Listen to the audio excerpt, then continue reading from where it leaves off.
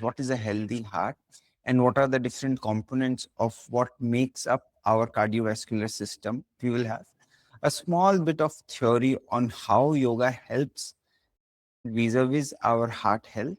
And then I move to the yoga hall and I show you 10 or 11 postures that will be useful for us. Keep them in mind, share it with someone if you want to, or get an idea of what we do in the class directed towards our heart health. That's one. Second, we will learn 2 or 3 pranayam techniques which have an advantage with heart health. So, heart health discussion, yoga postures, techniques. These are 3 things I want to do in today's class. Anytime you feel that there is a question or you want to stop and ask a question, please feel free to do that. This is the whole discussion that we are getting into today. Our heart is a muscle, and it's a very unique muscle that keeps working throughout our lifetime. It does not take rest. I have a bicep or a tricep or a neck or a shoulder muscle or a chest muscle. We use it, they get tired, and then we have to let it go so that it relaxes, and then again we use it. Heart as a muscle, it works throughout our lifetime and it does not take rest. And hence, this kind of muscle and this kind of a complex mechanism that makes your heart beat automatically is unique to heart and heart alone. So heart as a muscle is a very unique component. It's the pump that propels our blood to flow through the toe to the brain. So we are talking today heart health and how yoga can help us with uh, maintaining good heart health. One component of today's session is discussion. We talk about heart and what are the different components, how they get affected, and how yoga plays a role. Then I go to the yoga hall, and then we switch to the practice where I show you 10, 11 postures that can help improve the condition of our heart, which is essentially a muscle. We learn about some pranayam techniques that help with our heart health. So these are 3 distinct parts to today's session. Please feel free to stop and ask or bring your thoughts out in the open so that we can make these sessions more personal. Heart is a very unique muscle because it keeps working throughout our lifespan. It is unlike any other muscle. All muscles need rest. You look at your bicep, your arm, your shoulder, your chest. You do anything, you overuse it or you use it a little bit and they will start complaining. You have to give them rest and again you go back and use it. So that's how you use any muscle in the body. Heart is a unique muscle in that sense. That's point one to remember. Now, if we are talking about heart health, there are 4 components that we need to talk about. One is the organ, which is my heart, which is the muscle which keeps pumping. That's one. Two, I need to talk about the arteries that are responsible for carrying the blood throughout the body. That's the second component. Third component, the blood itself. The quality of the blood impacts my heart health. Fourth is mm, the electrical impulse in the heart that allows proper functioning of the heart as to how much it will pump, when it will pump, the frequency of the pump, etc. So these are 4 components of my heart or cardiovascular system that I need to be careful about when I'm talking heart health. So if any one component is not in line, my functioning of my heart takes a beating. So all 4 are interconnected and all 4 need to work in tandem. So this is the first thing to remember, that when we talk about cardiovascular health, we are talking about the heart itself, the arteries that need to be dilated properly, they need to be not too stiff, not too pressurized. Then we have to talk about the quality of the blood that is flowing, essentially the amount of fat that flows through that controlled, and then the spark in the heart that allows it to pump in right frequency and right duration. Heart health, cardiovascular system that we are looking at today. When we talk about heart diseases, so you could look at them from multiple angles. I'm sharing a layered structure of how stress-induced heart problems come into existence. Stress and lifestyle both play a very important role in bringing our heart to a point where it is not functioning properly. Like, heart diseases don't happen overnight generally, they build up over time. So the idea is that if you are exposed to chronic stress, it opens up two axes in the body. One is where your adrenaline, they go up in the body, and another axis opens up where your cortisols go up in the body. So these are hormones. One is responsible for excitement, another is the stress hormone. Hormone which is responsible for excitement is also responsible for us to being alert. So my adrenaline that is released is responsible for me being alert. But when you are exposed to chronic stress and the levels of these hormones, the stress hormones and the adrenaline, when they are high in your bloodstream and they are consistently at an elevated level, that has an impact on the body, on how visceral fat is maintained and stored in the body. The amount of visceral fat goes up because of these stress hormones, and how glucose is processed in the body gets impacted. So chronic stress starts the cycle of me having poor blood quality. Now, once you are having extra stress hormones in the body, the result is, other than your glucose, how it handles glucose and the visceral fat, the other response of the body is inflammation. So chronic stress leads to inflammation in the body. I just referred to my notes. What happens when you have the adipose tissues and the visceral fat that you have, they lie latent mostly. They do not do much in the body. They are just cover the organ, or they are around just beneath the skin. But when you have stress hormones at a elevated level continuously, then the fat that is available around the organs, they get active.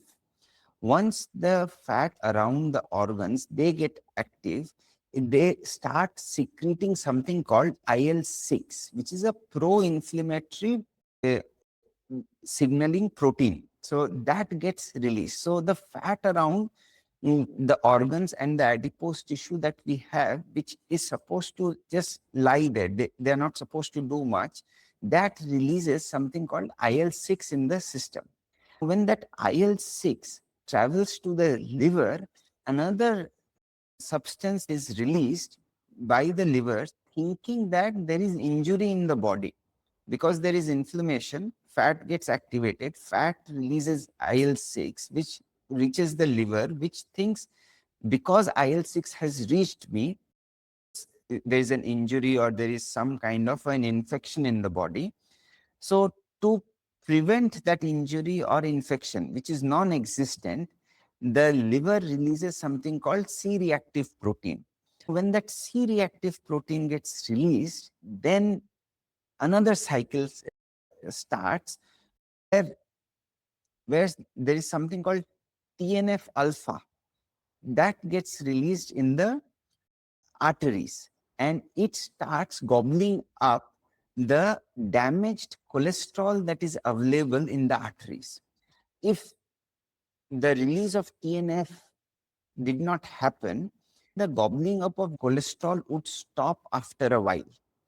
But because there is this TNF alpha, this particular chemical that gets released, the gobbling up of cholesterol does not stop, which results into a foamy layer inside the arteries. So stress activates the fat. Fat releases a chemical called IL-6, which in turn reaches liver, thinking that there is an injury or an infection. It releases a particular chemical called C-reactive protein, which in turn results into the release of TNF alpha, which results into the monocytes gobbling up the damaged cholesterol. Gobbling up the damaged cholesterol is a good idea for the body, but because of this TNF alpha, this damaged cholesterol that is being gobbled up, that activity does not stop. The monocytes that are gobbling up the damaged cholesterol should stop after a while because they are loaded with cholesterol, and they should stop so that it can be processed. But then this activity does not stop, and this continuous eating up of damaged cholesterol by monocytes creates a foamy layer inside the arteries. Now, once this foamy layer forms inside the arteries, that is the basis of plaque formation, which reduces the diameter of your arteries. And hence, the blood flowing through the arteries have lesser space, and they find it difficult to flow through the arteries because of constrained space that is available. So, stress creates plaque formation, which reduces the free flow of blood through the arteries. This is the connection between how stress impacts the blood flow through the arteries. C-reactive is also used for inflammation markers. That's the inflammation marker. And now for an inflammation to exist, because when do you have an inflammation? When there is an injury, for example. So I hit my elbow against something and it would get inflamed. And then as a protective, like inflammation is the way your body protects that organ, right? Now, but if you have sustained inflammation without any injury or without any cause, then it's a problem. So stress results into sustained inflammation, which has no external reason. It's an internal thing. So stress-induced inflammation causes plaque formation, which again impacts your blood pressure. So that's how it gets impacted. Now, did I make myself clear? Okay, thanks. Now, stress causing inflammation may result into a physical plaque formation that results into hypertension. So that's one of the reasons why you will have high blood pressure. Now, sustained high blood pressure, that has multiple impacts. If you have sustained high blood pressure and plaque formation, the arteries can go stiff. If the plaque formation has a weak point and is laden with fat, if that bursts, that will result into clotting. If that clot happens, that will restrict the blood flow, which can end up in an heart attack. This plaque formation takes 20-30 years to reach a point where it can burst. The bursting happened instantaneously, and the clotting also happens instantaneously. This whole cycle of stress, inflammation to plaque formation to such a level that it is burst. Essentially, the plaque formation is where you are storing a lot of fat inside the arteries, ready and ripe to burst at any point. If there is a rupture there, then it will result into a heart attack. So this is the whole cycle of stress to heart attack, which does not happen overnight. There are other pathways to heart attack, but this is from chronic stress to a heart attack or high blood pressure. This is how it can play out for us. Now, I can interject at multiple points. I can interject to handle chronic stress. I can interject to handle inflammation. I can interject to reduce the fat that is flowing through in my bloodstream. I can work upon the capacity of my heart to pump properly so that it maintains itself better. To maintain heart health, there are multiple points at which I could interject, and yoga can interject at multiple points again. You can reduce stress by the practice of yoga, both yoga postures and breathing techniques. We have seen how nervous system regulation happens because of yoga practice. If I can bring my nervous system to a regulated level, then the hormonal secretion is fine. And then we are hitting at the root mm, of stress management, which has a direct impact on hypertension. So if I can do nervous system regulation either through breath regulation or through yoga postures, I'll be starting right at handling chronic stress. If I'm unable to handle stress, then inflammation can be handled. If I'm moving, if I'm exercising continuously, then inflammation gets handled a little better. And if you are handling inflammation, then you are helping your heart. Now, if you are regulating your heart, if you are doing pranayama and you are bringing down your heart rate because of pranayama, you are trying to, mm, if you can bring down your heart rate through regulated breath and you can sync it up to around 6 breaths a minute, that will be a good way to regulate the heart as well as increase its capacity. When you do things like Surya Namaskar or yoga postures where your heart rate is going up, those places are where you are increasing your heart's capacity. Postures that help you bring down your heart rate and you regulate how you are breathing bring about breath regulation to impact the nervous system. Two things in mind: build the capacity of the heart and regulate the heart. The moment you get into regulation of your breath, you also get into the regulation of your nervous system. If you are building heart's capacity, then you are actually building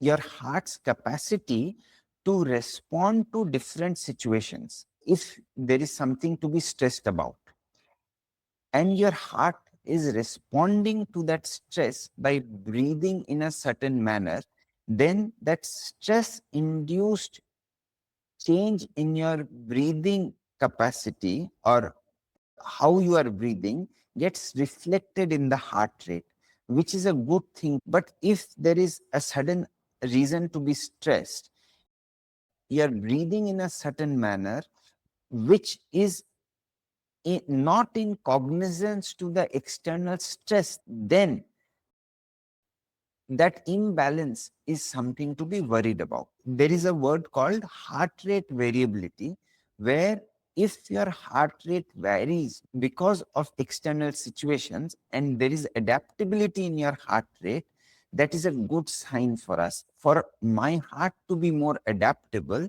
it should have the capacity to change. So when I work on the capacity, I work on heart rate variability.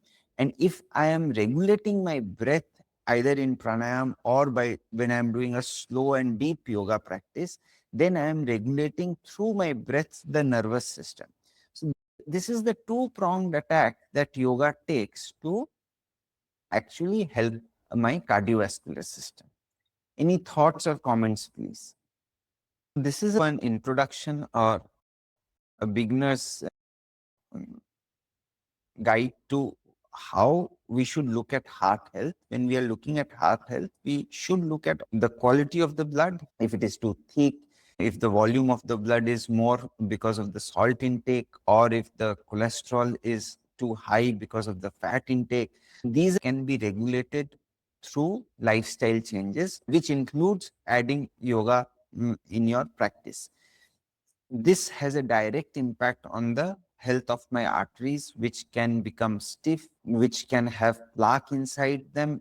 If it is exposed to continuous hypertension, then the walls of the arteries are pushed beyond a certain limit. And if it is my heart, which the organ itself. If there is a blockage, it will suffer. If it is exposed to continuous high blood pressure, then the amount of effort it takes to pump a certain amount of blood is more. So if you have a trained heart, it will pump the required quantity of blood in a single pump. If my heart is not trained properly, then to pump the same amount of blood, it has to beat multiple times. Now, think of beating of your heart as the muscle doing exercise more and more. If you had to do a bicep curl and you keep doing it multiple times, the strain on the bicep will be visible, and it will become hard, it will grow. There's something called hypertrophy that will happen, and your muscle will grow or your muscle will harden. Similarly, if your heart, which is continuously exposed to high blood pressure and it is untrained, then it has to pump multiple times to push out the same amount of blood. And if it has to work extra hard, then the muscles of the heart can also become harder because of overuse. So these are some of the challenges that yoga wants to handle. Now, today I want to get into showing you some of the postures that we practice in the class and some that we don't do that often, which are good for my heart to build its capacity and to regulate it. And then we go into one or two pranayam techniques that also has an impact on heart health. I'm doing a backward bend. So this position where I'm opening up my chest and going back, these are the kind of postures. Like there are three sets of postures that are good for my heart health. Wherever I have an opportunity to open up, you will see it is associated with back bends. So back bends are extremely useful for my heart health. So this is one posture that is right in the beginning that we do where I'm going back. Now, you will see there is if you stop here, for example, or if you go deep, the usage of the back and your chest both are very different. Now, let's see what other postures have similar openings. If you come here and you see we have done Ushtrasan, it's a very simple pose. Sometimes we only measure our exercise by the strain it puts on our muscle or the sweating we do, and then we call that pose easy. But it is a very basic pose that all of us engage in.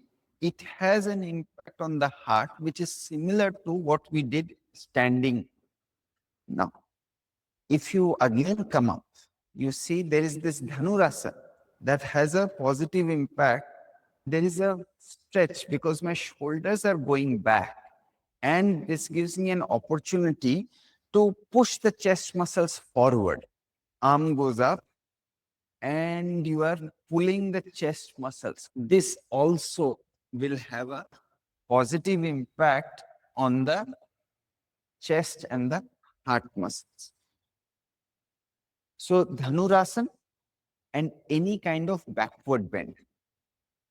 Now, another pose that we do, Setu Bandhasana, almost every day, and it rarely gets a mention that this pose has a very good impact. I'm opening up my chest. There is a reverse blood flow that is happening. I'm in an inclined position. So any pose that reverses the blood flow is good for me, good for the heart. So one is your Setu Bandhasan. Now, definitely the variations of Setu Bandhasan has positive impact as well, especially these. When you stretch, this has lesser impact on the heart compared to where I'm trying to bring the blood downwards. So that's one comparison. It will also have a positive impact on the heart health. Now, one where I'm opening up the chest, those postures are useful. Two, where I'm doing inversions, those postures are useful. Now, there is one caveat here. If you have extreme high blood pressure, you cannot do the Shirshasana. That should be avoided, even though when you are in a healthy condition, it is good for your heart. But in a situation where you already have high blood pressure, you must avoid even Sarvangasana, and you must also avoid Shirshasana. So Shirshasana will be another pose that you can take up for your heart health. Even if you do this much, half of it, you cannot balance. There is a discussion in our classes, those who can do headstand with support or those who can do without support, the wall support that is. If you are someone who can do Sirshasan with wall support, or if you can do Sarvangasana with some support of the wall, any of it will be useful for the heart. When you do Sirshasan without support, you are building other things as well, like how much pressure is on the neck and the skull, or whether you are scared or not, you overcome fear, whether you can balance or not. So there is an element of core strength. So each pose has multiple benefits. As far as the benefit of blood circulation and the impact on the heart, if you are upside down, even if it is with a wall support, it is worth it. Second, you must not hold it. Like there are many books where it is written you can hold it for 3 minutes, 5 minutes, etc. Now, when you are holding Sheshasana or any inversion for longer, there is an impact on your eye as well. So you have to be careful about the impact on your eye when you are involved with inversions. So you have to balance it like 10 seconds, 20 seconds, maximum 30 seconds if you're confident, then you retreat back and again go up.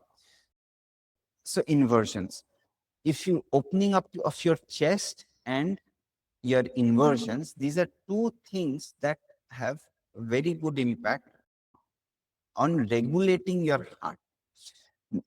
Now, if you get involved in Surya Namaskar, for example, that is, and you can slowly increase the number and the pace at which you are doing.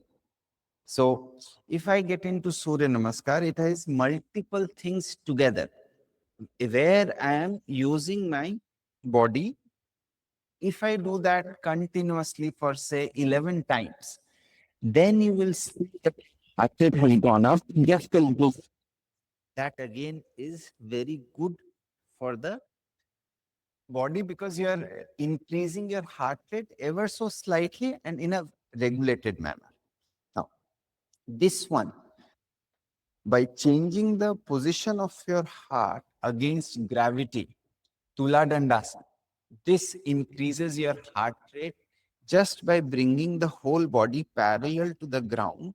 You are increasing the heart rate. This helps you flush out uh, to oxygenate your system. It's a very good posture that you can include. Tula Dandasana. If you go down here where you are doing Bhujangasana, various version of Bhujangasana, you can see chest opening exercises useful for your heart. Similarly, if you come to your Veerbhadrasana, this one does not have an impact on the heart. But the moment you are going back, slight backward bend, you remember when in my class, there is a straight motion here where the chest muscles are not engaged that much. But there is a request that I make that after the 10 counts, you take your hand back behind.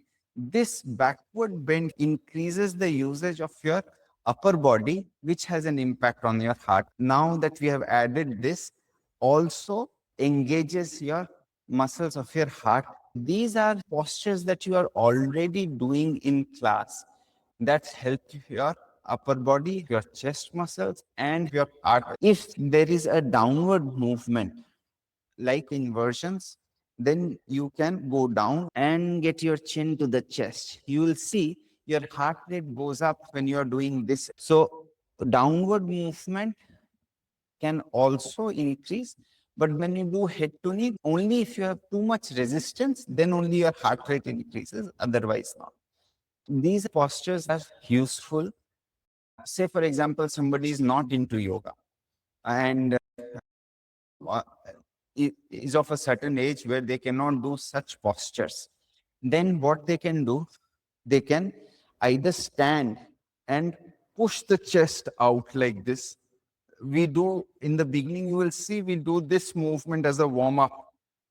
This one has a similar impact of pushing the chest out. You can do this movement even while if you're sitting on a chair, you can pull yourself out. So those who are not into yoga or unable to do yoga postures, they also can have a series of 4, 5, 6 movements that can impact their heart just by sitting and moving the muscles in a particular manner.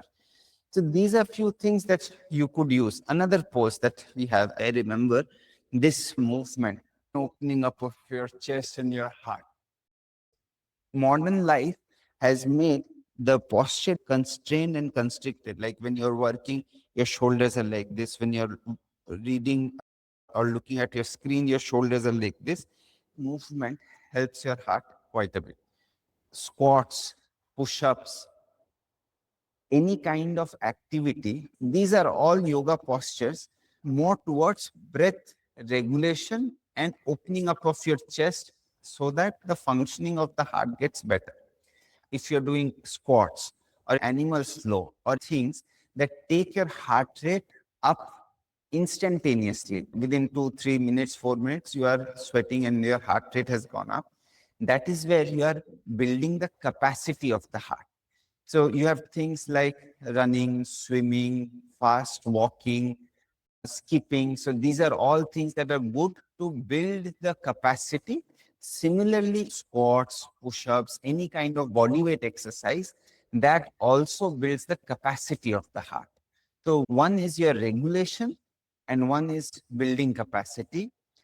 Yoga, when you are doing at a steady pace, slow pace, focused on muscle, focused on your breath, then it is more towards regulation. And the moment you add things that take your heart rate up, it is in a flowy movement, like one into another thing. If that is happening, you are building heart's capacity. So capacity and regulation, these are two things. Now, to handle stress, one is your yoga postures are useful. Second is pranayams. So all forms of pranayam are good to help you with your heart health. And specifically, if I go in for, say, 3-part breathing or box breathing, which regulates my breath, this is useful. We have discussed 3-part breathing earlier. We have discussed box breathing. These are like level 0, absolute entry level pranayam techniques. Now, if you want to go all of 3-part breathing and box breathing, we have discussed before, where we are inhaling, holding, and exhaling for equal count of time, or inhale, hold, exhale, hold. So these are two things that are standard and should be used by all of us. It should be your default pranayam to practice every single day, 5 to 8 minutes. If you do that, your cortisol levels will come down, your body will feel relaxed. We should create an environment so that it is not stressed. Breathing and breath regulation helps me do that. Another very good way to bring your breath to regulation is anulom vilom. If 3-part breathing is level 0 technique, anulom vilom will be a level 1 technique. So how do you go about doing anulom vilom? For reference, you take your thumb and press it against one of the nostrils. Inhale, you inhale as deep as you can, but keep a count of how long you have inhaled. So say you can inhale for 6 seconds or 8 seconds. Now switch, and with the middle finger, you block the left nostril and take 6 to 8 seconds, the exact amount that you took to inhale, you exhale from the left nostril. Once that exhalation has happened, you inhale again through your right nostril and then switch, press to exhale again. So you are switching between the nostrils to regulate your breath. The one through which you exhale, that's the nostril you inhale with. And you try to inhale and exhale for almost the equal count of time. So if your capacity to inhale is 8 seconds, but exhale everything in 4 seconds, then you ensure that you are inhaling also for 4 seconds. Inhale for 4, exhale for 4. Inhale for 6, exhale for 6. So try to inhale deep and long and try to exhale also for the equal count of time. Inhale, pause for a second, exhale. Inhale, pause for a second, exhale. Between inhalation and exhalation, you pause. As you have exhaled, the inhalation starts instantaneously. Minimum 12 times from each nostril, you try to breathe in. So that's 24 breaths. If you're doing 24 breaths and it takes 6 seconds for each inhalation, so that's 12 seconds per breath. That's almost 5 to 6 times you will be breathing in and out in 1 minute. That is a very good way for you to breathe because you will be syncing up your heart, like your breath with your heart rate, with the oscillation of your blood pressure. There are three kinds of oscillations that happen in your body. You will be syncing up the number of breaths that you take, your heartbeat, and the oscillation because of blood pressures. And this creates a resonance which is extremely calming for the nervous system. Any questions on this? Please feel free to share. You must know it is good because there are three oscillations in the body which come in conjunction. If I am breathing, say 6 times in a minute, running and cycling are very different. You cannot reach the level of like the intensity of a run is very different from intensity of cycling. So if you want to use running for heart health, all forms of running within your capacity is good. But if you sprint for say 100 200 meters and then you walk for another 100 200 meters and again sprint and you go through this cycle of sprinting walking, that actually builds your heart like capacity quite a bit. So if you are using running as a medium instead of doing an endurance training where you are running for 30 40 minutes, sprint stop is the way to go. And if you're doing cycling, that has a steady impact, that is a good cardiovascular activity. It is more like an endurance training where you push your heart in a slow manner for a prolonged period of time. So that's how cycling and running are different, but they are good for your heart health. Both cycling and running are good activities to build the capacity of your heart to pump good amount of blood at one go. So in essence, reducing the number of times it has to pump per minute to push out a certain amount of blood in the body. Both are good, but they are not good for nervous system regulation or breath regulation. So as I close today's session, all I want to say is that heart health is something that we can totally own up. This is not something that we should leave it for lifestyle changes. I have a huge amount of impact on heart health. Uh, It, it could be done without taking any medicine. So pick up things that can improve your heart health by modulating your lifestyle. With this thought, we end today.